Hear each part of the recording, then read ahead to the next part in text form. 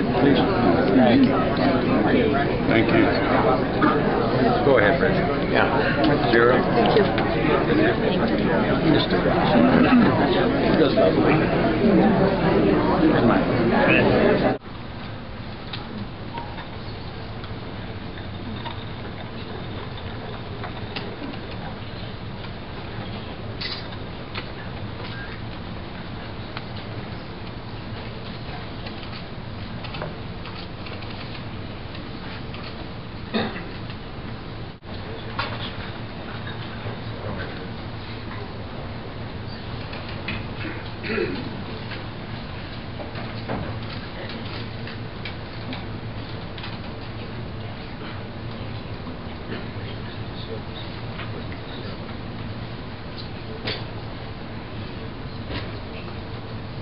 Perform the ritual of Kriyah, the tearing of the morning rib.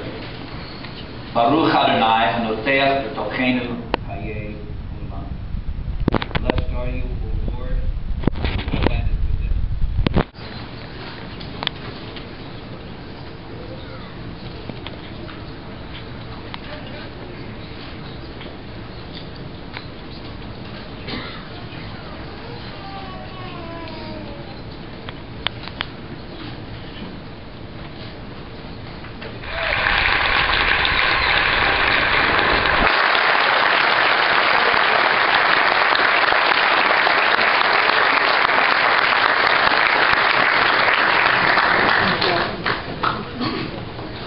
You've heard that expression, what an act to follow.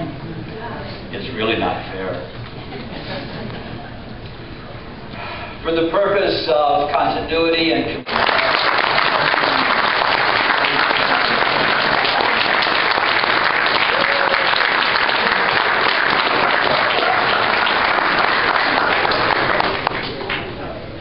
well, thank you very much, Rabbi, for calling me out and not giving me any notice that I'm going to speak up. Putting the pressure on me.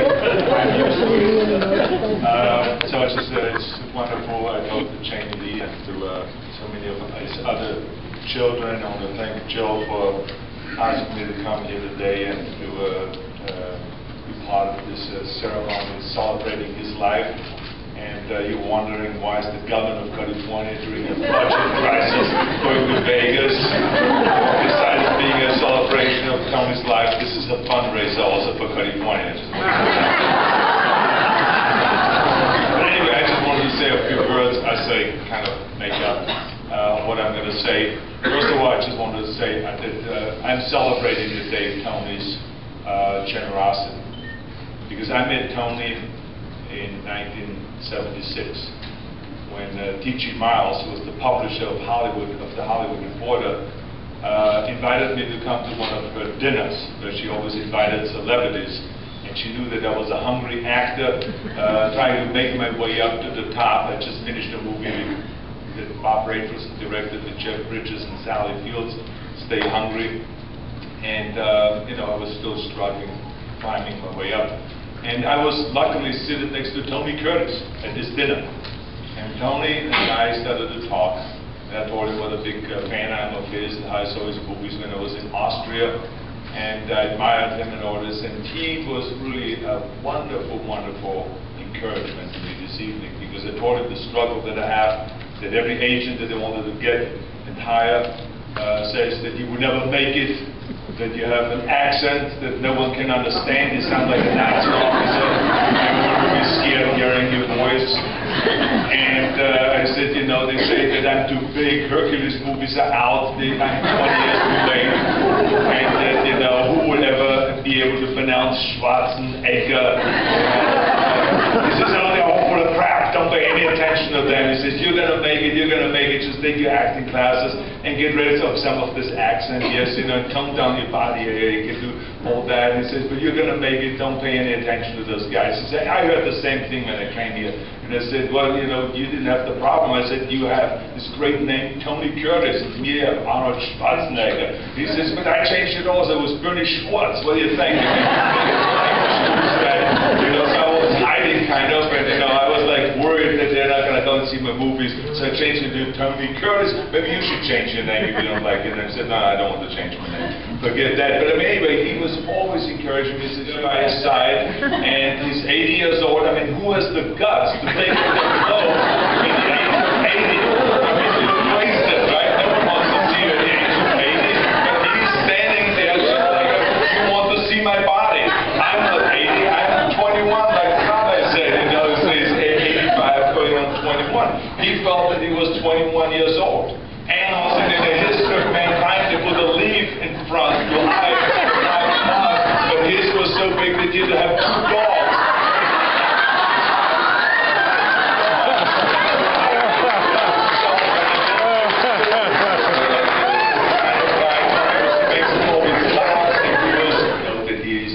Spot, and I think that he also knows that we all admire him so much.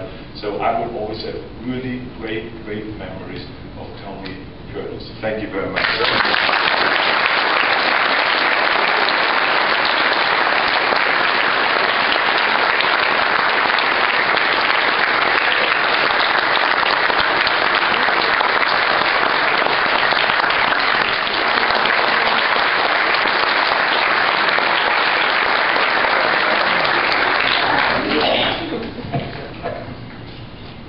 Talk about a tough act to follow. Actually, I think as the child of Tony, as I represent all of the children and grandchildren of Tony, that he was a tough act to follow. And so to follow him and then to follow Arnold is impossible, and have I, of course. So the only way I can top it is to just bring Tony in the room. When he was here on the screen, and we didn't see what was going on behind it, I literally thought that he had recorded a film for all of us. That beautiful picture of him smiling, I expected to hear, "Hello, how you all doing? You look good. And the kids, you all came. I'm so thrilled. And Arnold, darling, you look good. Maybe you should sell some of your paintings for California."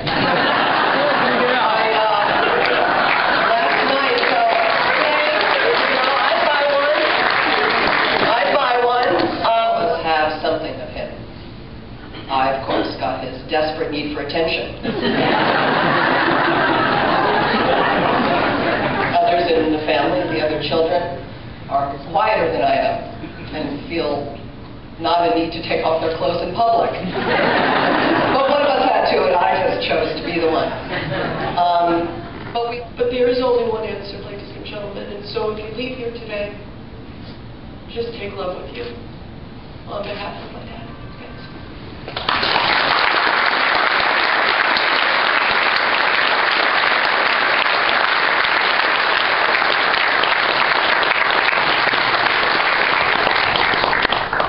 I was thinking of that line from the song, "You're the wind beneath my wings."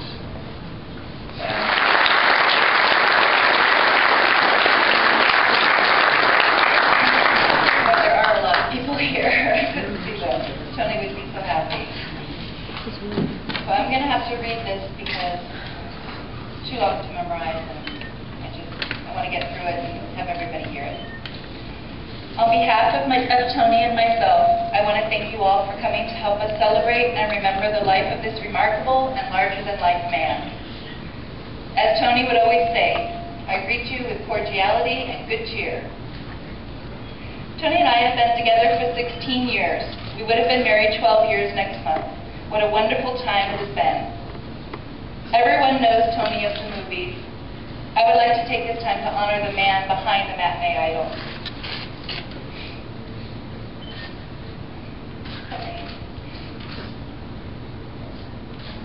Sorry. Give me a second. I'm not in show business.